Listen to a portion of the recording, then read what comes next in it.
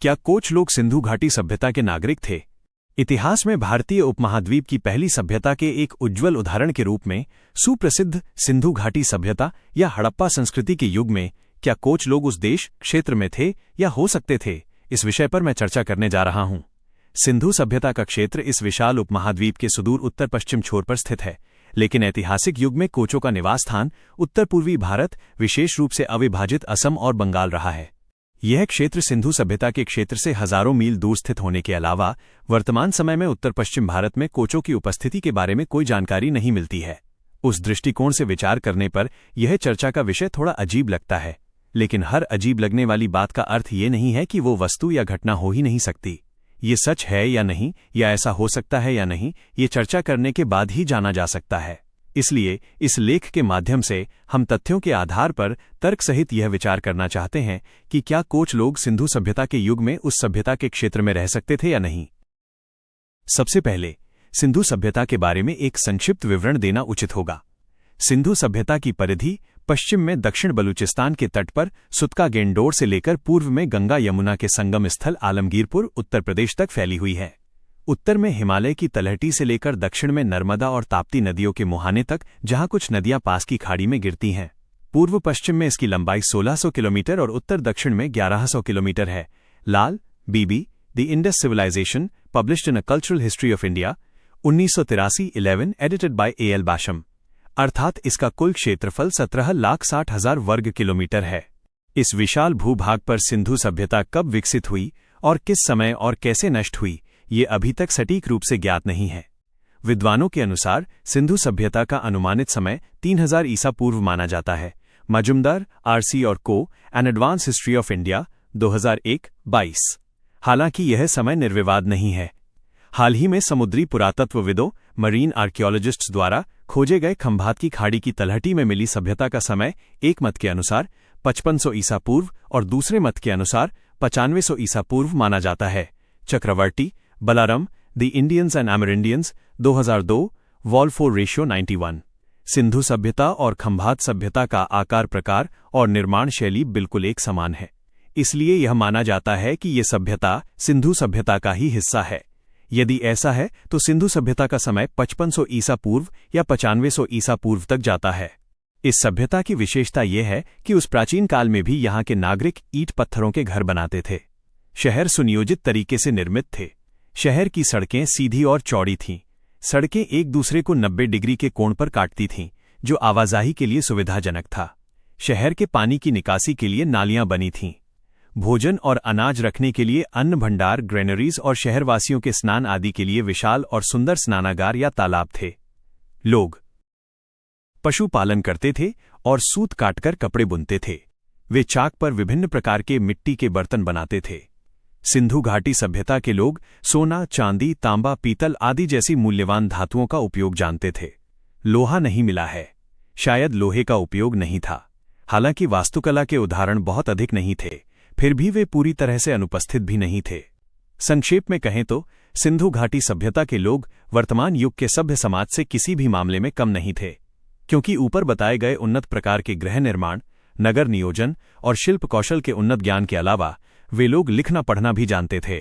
सिंधु सभ्यता के खंडहरों से चित्रों जैसी लिपि में लिखे गए 500 से अधिक मुहरें, सील्स मिली हैं, जिनमें देवी देवताओं और पशु पक्षियों के चित्र भी हैं, लेकिन आज तक उन्हें पढ़ा नहीं जा सका है। इतनी उन्नत सभ्यता के मालिक कौन थे, ये आज भी अज्ञात है। हमारे अज्ञान की घोर अमावस्या के अंधेरे के बीच इस सभ्यता के निवासियों को पहचानने की आशा की किरण पूरी तरह से गायब नहीं है। यह आशा की किरण सिंधु सभ्यता के खंडहरों से खोजे गए मानव कंकाल, खोपड़ियां हैं। विद्वानों ने इन खोपड़ियों का परीक्षण करके पाया है कि वे खोपड़ियां ऑस्ट्रिक, अल्पाइन, मेडिटेरेनियन या भूमध्यसागरीय और मंगोलॉयड लोगों की हैं। Lal B B, ibid 17, Mukherjee, R.K., Hindu civilisation, 1977-27।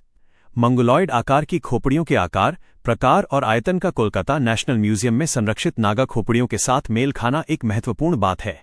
Heritage of Indian culture, 1970, wall I, 127।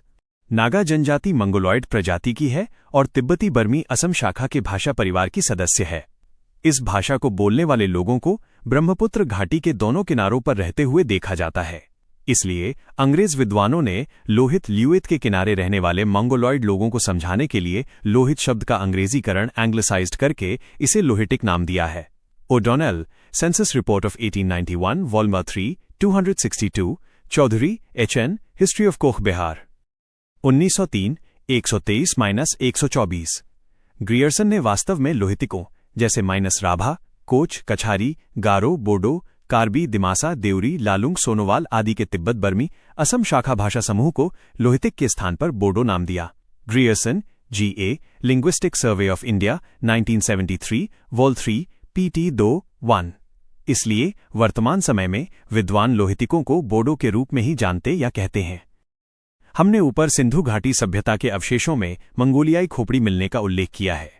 Sindhu सभ्यता का यह पुरातात्विक प्रमाण विद्वानों के उस सिद्धांत के विपरीत है कि मंगोलियाई लोगों ने भारत में प्रवेश किया और प्रवेश के दिन से आज तक केवल उत्तर पूर्व भारत में ही निवास कर रहे हैं। इस सिद्धांत के समर्थकों के अनुसार तिब्बत बर्मी लोग चीन या तिब्बत से पूर्वी हिमालय को पार कर सीधे दक्षिण की ओर आए और ब्रह्मपुत्र घाटी में प्रवेश किया।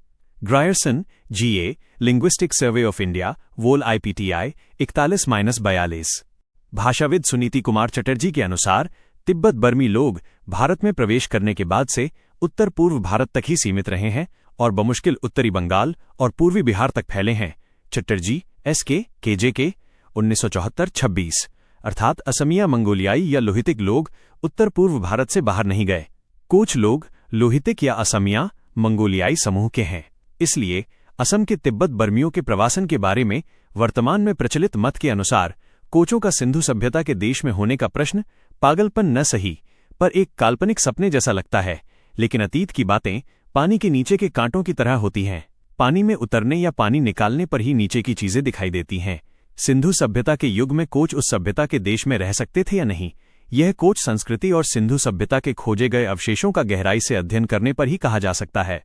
भारत में ज्ञात और अज्ञात कई जातियां, लोग, व्यक्ति, छोटे बड़े जनसमूह आए और या तो भारतीय बन गए या भारत से धन, रत्न, ज्ञान, शिक्षा आदि। मुख्य बिंदु नामकरण। जॉर्ज ग्रियर्सन ने असम के तिब्बत बर्मी भाषाई समूहों जैसे राभा, कोच, कछारी के लिए लोहितिक की जगह बोडो शब्द का प्रयोग किया। प्रवासन माइग्रेशन। विद्वानों के बीच इस बात पर चर्चा है कि ये लोग चीन तिब्बत से आए और उत्तर पूर्व भारत ब्रह्मपुत्र घाटी में बस गए। सिंधु घाटी सभ्यता से संबंध। लेखक इस संभावना पर विचार कर रहे हैं कि क्या कोच लोगों का संबंध सिंधु घाटी सभ्यता से हो सकता है, क्योंकि वहां मंगोलियाई मूल के अवशेष मिले हैं। जाता है वो काम विद्वानों ने नहीं किया है। जो भी हो, विद्वानों के एक वर्ग के अध्ययन और गहन चिंतन से व्यक्त विचारों से ये देखा जाता है कि कोच मंगोलॉइड भारत के प्राचीनतम समुदायों में से एक हैं। इस विषय में कर्नल डाल्टन का मत उल्लेखनीय है। उनके अनुसार कोच भारत के सबसे प्राचीन लोगों में से एक हैं। Colonel Dalton, E.T. Tribal history of eastern India, 1972-87। हालांकि उन्होंने ये नहीं बताया है कि उनके इस दावे का आधार क्या है, फिर भी उनका बयान सच्चाई से परे नहीं है। हमारी इस धारणा के समर्थन में बुकानन और गेट के विचारों की ओर संकेत किया जा सकता है। उनके अनुसार पुराणों और तंत्रों में कोचों का उल्लेख अक्सर कुबाच के रूप में किया गया है। Martin, M. The history, antiquity, आदि पूर्वी भारत, 1976, खंड V, 538, गेट E. असम का इतिहास, 2004, 43। जहां तक हमें ज्ञात है, कुबाच का उल्लेख केवल पुराणों और तंत्रों तक ही सीमित नहीं था। विश्व के प्राचीनतम ग्रंथ ऋग्वेद में भी कुबाच का उल्लेख मिलता है। देखें ऋग्वेद 1:1-7-4-7। ऋग्वेद का जन्मस्थान उत्तर पश्चिम में अफगानिस्तान बलूचिस्तान से लेकर पूर्व में गंगा यमुना के संगम तक है। देखें चटर्जी, S.K., ODBL, 1990, खंड I, 39। हमने इससे पहले विद्वानों के मतों के आधार पर कहा है कि मंगोलॉइड लोग नवपाषाण युग नियोलिथिक एज से ही भारत में थे। मजूमदार, R.C. And company. वही नवपाषाण युग के बाद की सभ्यता सिंधु घाटी सभ्यता है।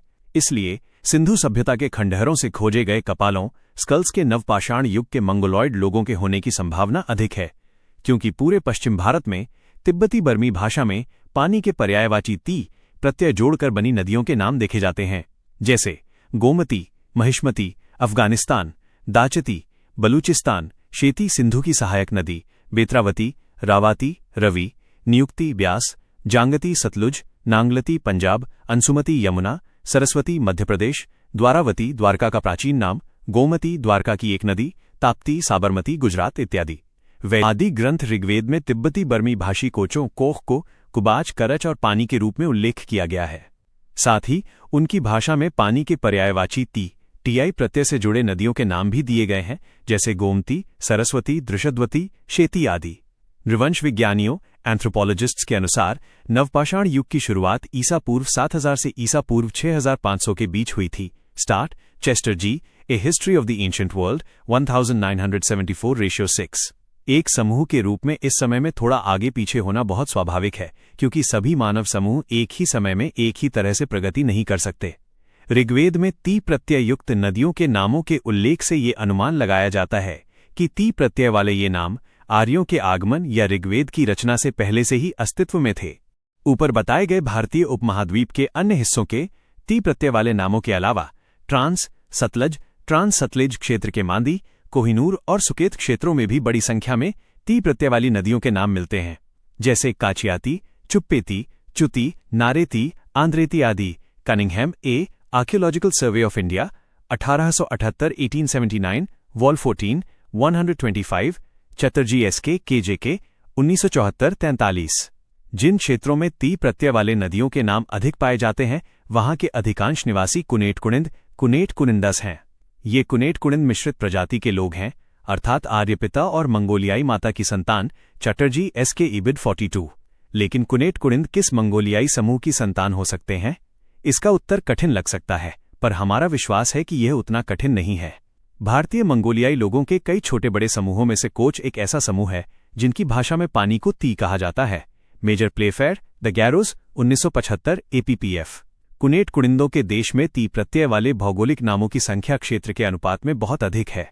इसलिए कुनेट कुनिंदों की मंगोलियाई माताएं कोच मंगोलियाई होनी चाहिए, जो शायद उस क्षेत्र की आर्य पूर्व निवासी थीं, और उन्होंने ही नदियों का नामकरण अपनी भाषा में पानी के शब्द ती के आधार पर किया था। आदि ग्रंथ ऋग्वेद में तिब्बत बर्मी भाषी कोचों कोख का उल्लेख कुराच, करच और पानी के रूप में किया गया है। साथ ही उनकी भाषा में पानी के पर्यायवाची ती प्रत्यय से युक्त नदियों के नाम भी मिलते हैं, जैसे गोमती, सरस्वती, दृशद्वती, शेती आदि। नृतत्व शास्त्रियों के अनुसार नवपाषाण युग की शुरुआत ईसा पूर्व 7000 से ईसा पूर्व 6500 के बीच हुई थी। Starr Chester G, a history of the ancient world 1974:6। एक समूह के रूप में इस समय में थोड़ा आगे पीछे होना स्वाभाविक है, क्योंकि सभी मानव समूह एक ही समय में एक ही तरह से प्रगति नहीं कर सकते। ऋग्वेद में ती प्रत्यय युक्त नदियों के नामों के उल्लेख से यह अनुमान लगाया जाता है कि ये नाम आर्यों के आगमन या ऋग्वेद की रचना से पहले से ही अस्तित्व में थे।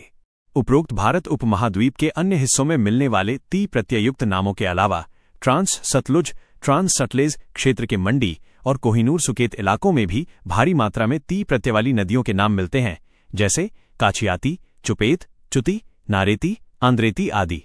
Cunningham A archaeological survey of India 1878 volume 14 125, Chatterji S K K J K 1974-43। जिन क्षेत्रों में ती प्रत्यय युक्त नदियों के नाम अधिक हैं, वहां के अधिकांश निवासी कुनेट कुनिंद हैं। ये कुनेट कुनिंद मिश्रित प्रजाति के लोग हैं, यानी आर्यपिता और मंगोलियाई माता की संतान। चटर्जी एसके इबिड 42। लेकिन कुनेट कुनिंद किस मंगोलियाई समूह की संतान हो सकते हैं?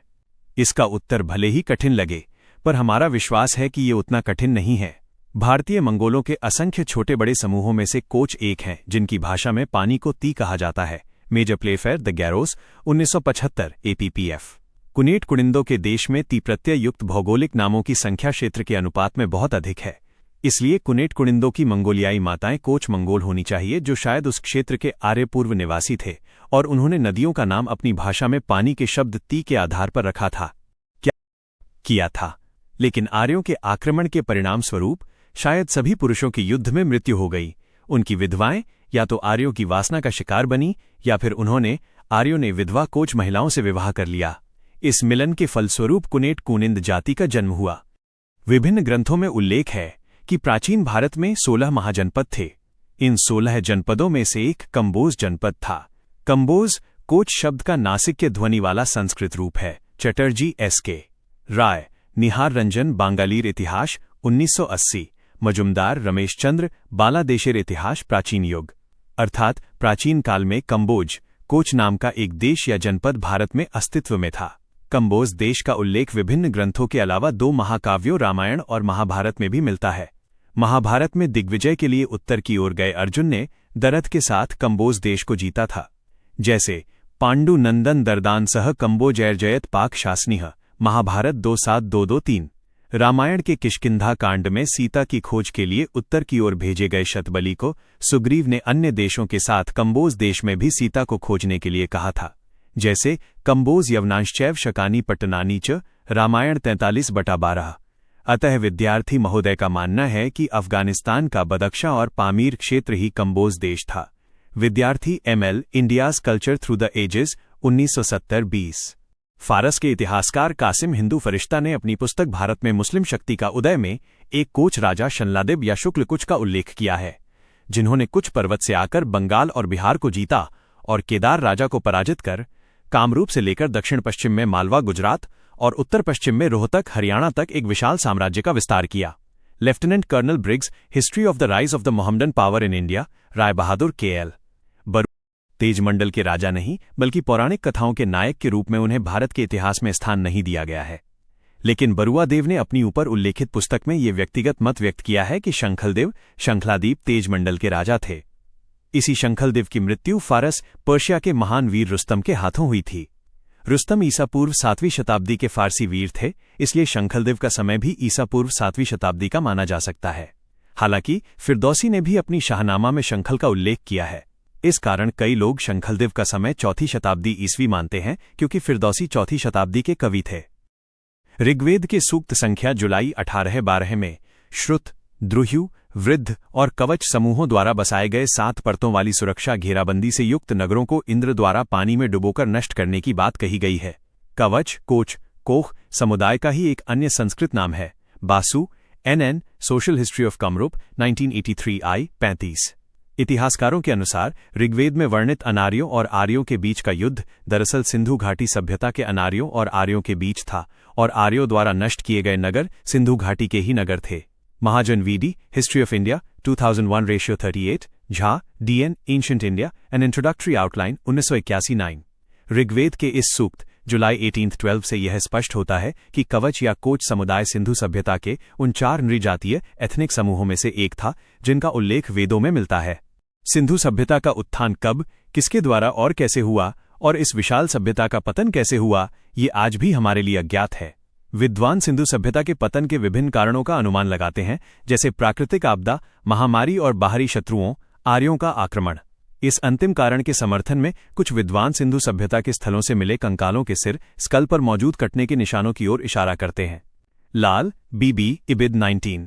ऋग्वेद के 7:18-12/13 सूक्त को ऐतिहासिक घटनाओं का वास्तविक विवरण माना जाता है, क्योंकि मोहनजोदड़ो और चान्हूदड़ो की खुदाई के दौरान नगरों में पानी घुसने या उनके पानी में डूबने के प्रमाण मिले हैं। जेहा DN, आइबिड और मोहनजोदड़ो में बिना किसी अंतिम संस्कार के कई मानव कंकाल बिखरे हुए पाए गए थे। महाजन VD वही। विद्वानों का यह भी कहना है कि सिंधु सभ्यता के आक्रमणकारी और कोई नहीं बल्कि आर्य थे। पूर्ववत महाजन और झा। आर्यों के आक्रमण के परिणाम स्वरूप सिंधु सभ्यता का पतन स्वीकार्य है या नहीं, हम इस संदर्भ में जांच कर सकते हैं। जैसे, क्या खोपड़ी पर कटे के निशान आर्यों के आक्रमण के कारण हो सकते हैं? कटे के निशान पैने हथियारों से ही संभव हैं। कुल्हाड़ी एक प्रकार का पैना राष्ट्रीय हथियार है। प्राचीन काल में आर्य कुल्हाड़ी को युद्ध के प्रमुख हथियारों में से एक के रूप में उपयोग करते थे। परशुराम इसका ज्वलंत उदाहरण है, जिन्होंने कुल्हाड़ी की सहायता से 21 बार क्षत्रियों के विनाश के यज्ञ में भाग लिया था।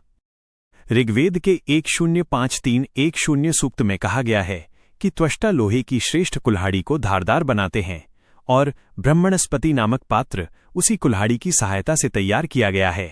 1053-11 सूक्त में कहा गया है कि कुल्हाड़ी शत्रुओं पर विजय पाने का सर्वोत्तम साधन है। इन ऋचाओं से ये स्पष्ट होता है कि आर्य लोहे की कुल्हाड़ी का उपयोग हथियार के रूप में करते थे। इसलिए सिंधु सभ्यता की खोपड़ियों पर मिले कटे के निशानों के आर्यों की कुल्हाड़ी के वार से होने की संभावना को नकारा नहीं जा सकता। अतः हम आर्यों द्वारा सिंधु सभ्यता के निवासियों पर आक्रमण करने की बात को एक ऐतिहासिक सत्य के रूप में देखते हैं।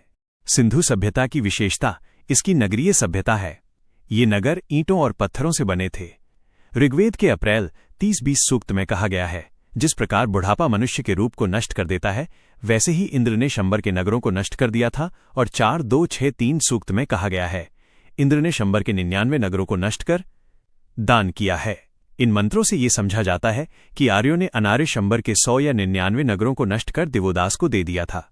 प्रश्न ये है कि ये पत्थर से निर्मित नगर किस युग या सभ्यता के थे?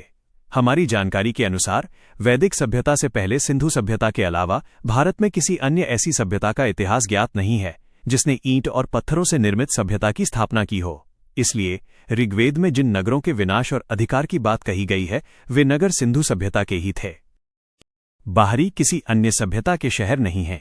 इसलिए सिंधु सभ्यता का पतन पूरी तरह से न सही पर आंशिक रूप से आर्यों के क्रूर आक्रमण के कारण ही हुआ है।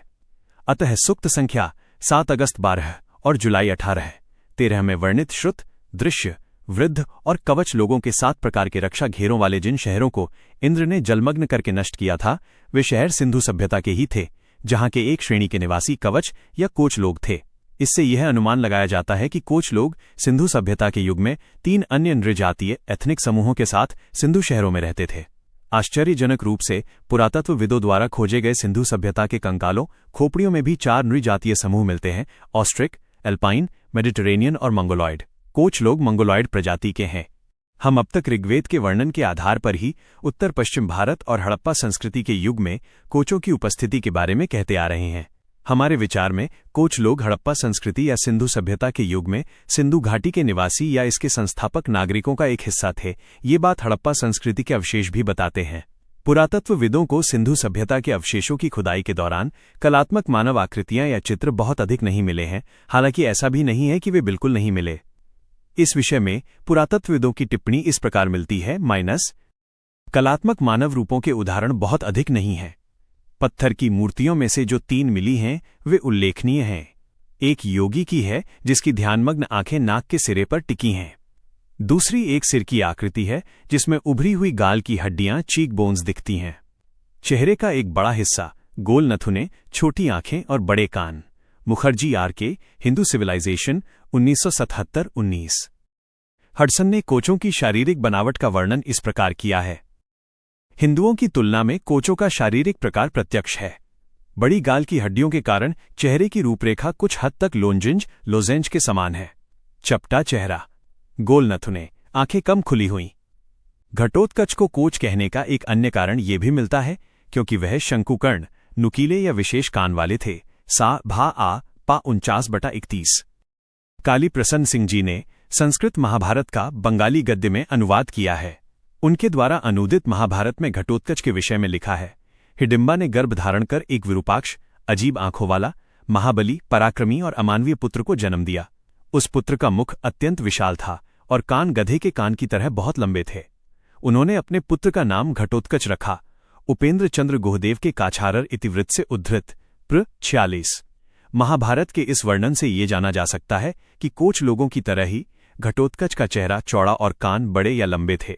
अब यदि महाभारत में दिए गए घटोत्कच के चेहरे के वर्णन, हडसन द्वारा बताए गए कोच लोगों के चेहरे की आकृति और सिंधु सभ्यता के अवशेषों में मिली मूर्तियों के चेहरे के वर्णन की तुलना की जाए तो वे लगभग एक जैसे दिखाई देते हैं। अतः घटोत्कच कोच ही थे और सिंधु सभ्यता के लोगों के जो चेहरे चित्रों में मिलते हैं, उन्हें कलाकारों ने कोच लोगों के चेहरे के आधार पर ही अंकित किया है। इसका अर्थ यह है कि कोच लोग सिंधु सभ्यता के युग में न केवल उस सभ्यता के नागरिक थे, बल्कि या तो कोच बहुसंख्यक थे या फिर सिंधु सभ्यता स्वयं में कोच सभ्यता ही थी। घटोत्कच के कोच होने का एक प्रमाण हिडिंबा की राक्षस उपाधि भी है। ब्रह्मांड पुराण में कोच लोगों को कामरूप के राक्षस कहा गया है। जैसे हृष्टपुष्टा वलिपुवासा कामरूपीणाम उत्कचाना प्रमुदित राक्षसना महापुरुम, अर्थात इस कामरूप नगर में अत्यंत गर्वीले, बाहुबली और हट्टे कट्टे राक्षस जाति के उत्तर के कोच निवास करते हैं। घटोत्कच अपनी माता की ओर से कोच संतान थे।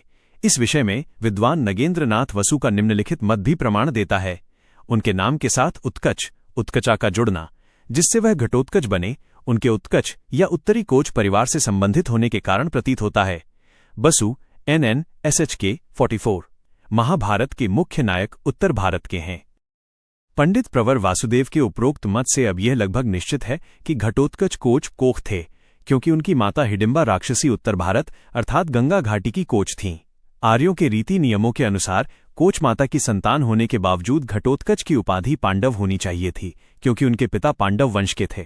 लेकिन ऐसा नहीं हुआ। इसका कारण ये था कि कोचों की सामाजिक व्यवस्था मात्र सत्तात्मक मेट्रियार्कल थी। इतिहास से ज्ञात होता है कि 16वीं शताब्दी के कोच राजवंश के संस्थापक विश्व सिंह का जन्म भी हाड़िया मंडल नामक मेच या कछारी पिता और हीराई कुचनी कोच महिला के गर्भ से हुआ था। लेकिन विश्व सिंह द्वारा स्थापित राजवंश की पहचान कोच हुई, न कि मेच या कछारी, क्योंकि तब तक शायद कोच समाज मात्र सत्तात्मक व्यवस्था द्वारा संचालित था।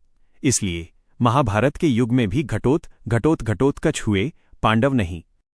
कोच आमतौर पर गैर कोच लोगों के सामने अपनी जाति की पहचान कोच के रूप में देते हैं। लेकिन घटोत्कोच न होकर घटोत्कच क्यों हुआ? मुझे लगता है कि इसकी व्याख्या की आवश्यकता है।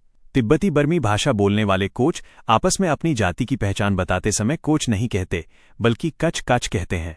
ऐसा अनुमान है कि कामरूप के कोचों ने हिंदू बनने और असमिया भाषी होने से पहले अपनी पहचान देते समय कहा होगा, नांग कच, अर्थात हम कोच हैं, जैसा कि हम पुर्तगाली पादरी फादर कैसेला के पत्रों से जान सकते हैं।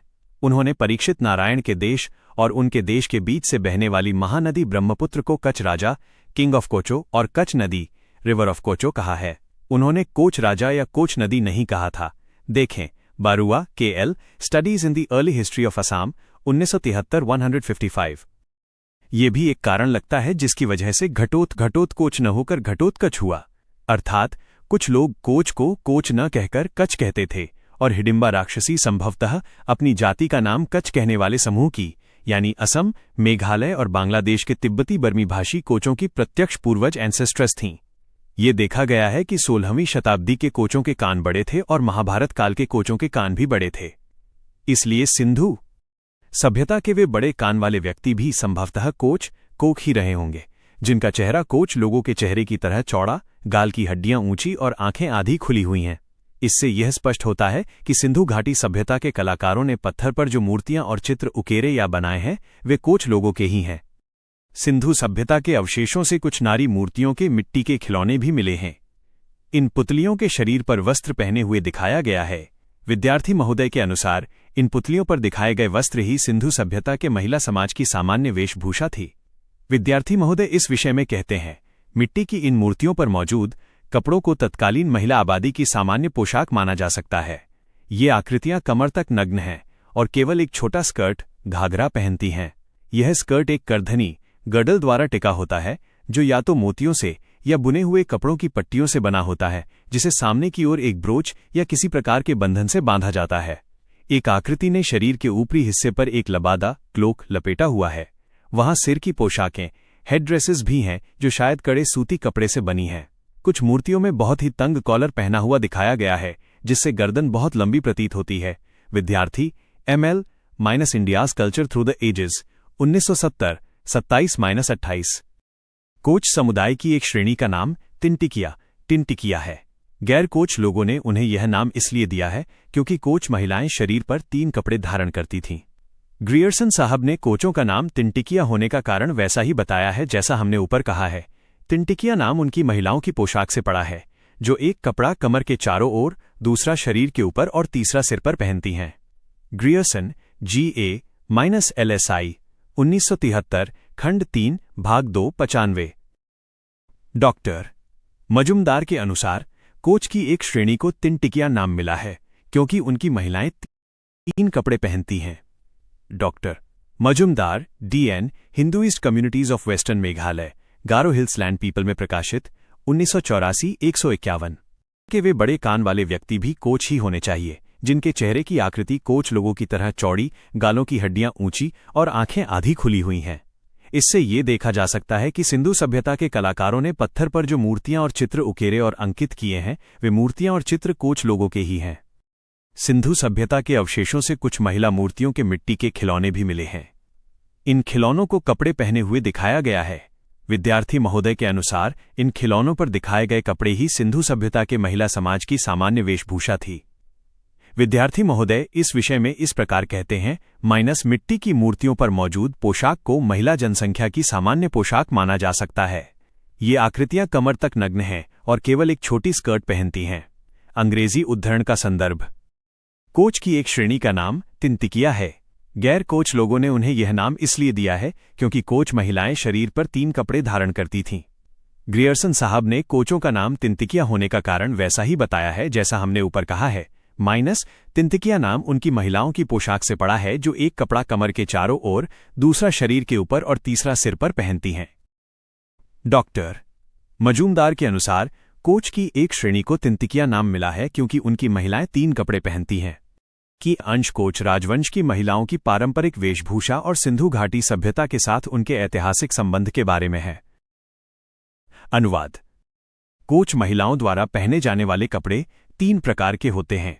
पहली, घुटनों तक लटकने वाली 4/5 हाथ लंबी और 1/2 से 2 हाथ चौड़ी एक मेखला महिला होती है। कोच लोग इसे लुकन या लिफान कहते हैं। यह मेखला फिसल कर गिर न जाए, इसके लिए वे 5/6 या उससे अधिक कतारों वाली मनकों की माला, मणिमाला को धागे से गूंथकर कमर में हुक के सहारे बांध लेती हैं। इसे कोच लोग लगबग कहते हैं। गरीब महिलाएं मणिमाला के बजाय बुने हुए कपड़े से इसे कमर में बांध लेती हैं। कुछ महिलाएं लगभग 1/2 फीट चौड़ा और 5/6 हाथ लंबा कपड़ा बगल के नीचे से ले जाकर छाती पर लपेटकर मीठनी गांठ बांधती हैं। कोच लोग इसे काम्बोंग और राभा लोग इसे काम्बुंग कहते हैं। काम्बोंग पहनने से शरीर का ऊपरी हिस्सा, विशेष रूप से बाहें और कंधे खुले रहते हैं। इसलिए कुछ महिलाएं काम्बोंग के बजाय दद डैड लेती हैं। इसमें कपड़े के एक टुकड़े को छाती के ऊपर रखकर उसके दोनों सिरों को बगल के नीचे से पीछे ले जाया जाता है। फिर बाईं बगल से लाए गए हिस्से को दाएं कंधे के ऊपर से और दाईं बगल से लाए गए हिस्से को बाएं कंधे के ऊपर से लाकर दोनों सिरों को वक्ष के बीच में बांध दिया जाता है, जो दिखने में बिल्कुल चोली ब्लाउज पहनने जैसा लगता है। सिर पर कोच महिलाएं शिरोभूषण हेडगियर धारण करती हैं, जिसे पागी या खटप कहा जाता है। यदि हम अब सिंधु घाटी सभ्यता के अवशेषों में मिली नारी मूर्तियों और मिट्टी के खिलौनों की वेशभूषा या उनके कपड़े पहनने के ढंग की तुलना प्राचीन कोच महिलाओं की वेशभूषा से करें, तो हम पाते हैं कि सिंधु सभ्यता की मूर्तियों और कोच महिलाओं की पोशाक में बिना किसी अंतर के अद्भुत समानता है। हमारे विचार में यह समानता या मेल आकस्मिक नहीं है, बल्कि ऐतिहासिक कारणों से है। अर्थात सिंधु सभ्यता के युग में 3 परतों वाले कपड़े पहनने वाली कोच महिलाएं सिंधु सभ्यता की निवासी थीं। ये कहना भी अतिशयोक्ति नहीं होगी कि कलाकार आमतौर पर अपनी कलाकृतियों में अपने समय के व्यक्तियों, प्राकृतिक या सामाजिक जीवन की जीवंत छवि ही दिखाते हैं। उदाहरण के लिए भारत में मिली प्राचीन देवी देवताओं की पत्थर की मूर्तियां, जहां उनके शरीर पर माला जैसे कपड़े या कुछ लपेटा हुआ दिखाया गया है, लेकिन पूरा शरीर खुला है। वर्तमान में हिंदू पुरुष और महिलाएं प्राचीन काल के देवी देवताओं जैसी पोशाक नहीं पहनते। वे अब धोती, चुरिया, कमीज और साड़ी पहनते हैं, मेखला, चादर और ब्लाउज आदि। इसीलिए वर्तमान समय की हिंदू देवी की मूर्तियों को भी माला जैसे वस्त्रों के बजाय साड़ी, ब्लाउज आदि पहनाया जाता है। जो भी हो, चूंकि 3 परतों 3 लेयर्ड वाले कपड़े पहनने की रीति हमारी जानकारी के अनुसार केवल कोच नारी समाज में ही है, इसलिए सिंधु घाटी सभ्यता के मिट्टी के पुतलों पर पाए जाने वाले पहनावे कोच महिलाओं के पहनावे को ही दर्शाते हैं। ऐसा कहना बिल्कुल भी गलत नहीं होगा, ऐसा हमारा विश्वास है। नृवंश विज्ञान एंथ्रोपोलॉजिकल प्रमाणों से यह देखा जाता है कि सिंधु सभ्यता के नागरिक ऑस्ट्रिक, अल्पाइन, भूमध्य सागरीय और मंगोलॉयड थे। विद्वानों के अनुसार वर्तमान के कोल, भील, संथाल आदि ऑस्ट्रिक के प्रतिनिधि हैं। लंबे कद वाले हिंदुस्तानी भूमध्य सागरीय लोगों के वंशज हैं और बंगाली, गुजराती, मराठी लोग अल्पाइन की संतानें हैं। दूसरी और तीसरी श्रेणी के नृवंशों के वंशज वर्तमान में साड़ी पहनते हैं। पहली श्रेणी यानी ऑस्ट्रिक लोगों में से कुछ ने वर्तमान समय में युग के प्रभाव के कारण साड़ी अपना ली है। शुरुआत में उनकी अपनी कोई अन्य पोशाक रही होगी, लेकिन उनके द्वारा 3 परतों वाली पोशाक पहनने की जानकारी नहीं मिलती। ऊपर की गई चर्चा से जो तस्वीर हमारे सामने उभरती है वो ये है कि उत्तर पश्चिम भारत या उपमहाद्वीप के जिस हिस्से में उपमहाद्वीप की पहली सभ्यता विकसित हुई, वहां कोच लोग मौजूद थे। इसका एक और प्रमाण इस क्षेत्र में पाई जाने वाली असंख्य नदियों के नाम है, जो ती प्रत्यय सफिक्स के साथ बने हैं। यहां ये कहना प्रासंगिक होगा कि जिस तरह दी डिमासा भाषा का शब्द है, उसी तरह ती कोच भाषा का है। दी प्रत्यय युक्त नदियों के नाम जैसे माइनस, दिहंग, दिबांग, दिगारू, दिचांग आदि होने के कारण विद्वान कहते हैं माइनस, जिन्हें हम कछारी, कचारिस के रूप में जानते हैं। वे पुराने दिनों में असम की प्रमुख जाति थे और इस नाते उन्होंने भौतिक विशेषताओं के नामकरण में अपने वर्चस्व के निशान छोड़े हैं, जैसे दीपुता, दिहंग, दिबोंग, दिगारू, दिहिंग, दिमू, दिखू इत्यादि, जो सभी सदिया के पास हैं। Reverend Endles, the Kacharis, 1975। यही बात और सुर बार बार विभिन्न विद्वानों की बातों में गूंजते रहे हैं, जैसे माइनस सर एडवर्ड गेट की ए हिस्ट्री ऑफ असम 2004-6, महान विद्वान बिरिंची। यह अंश मुख्य रूप से कोच समुदाय के ऐतिहासिक मूल और सिंधु घाटी सभ्यता के साथ उनके संभावित संबंधों पर चर्चा करता है। कुमार बरुआदेव की अ cultural history of Assam 1969 7 JD Anderson की इंट्रोडक्शन टू द कचारीज 16 आदि में।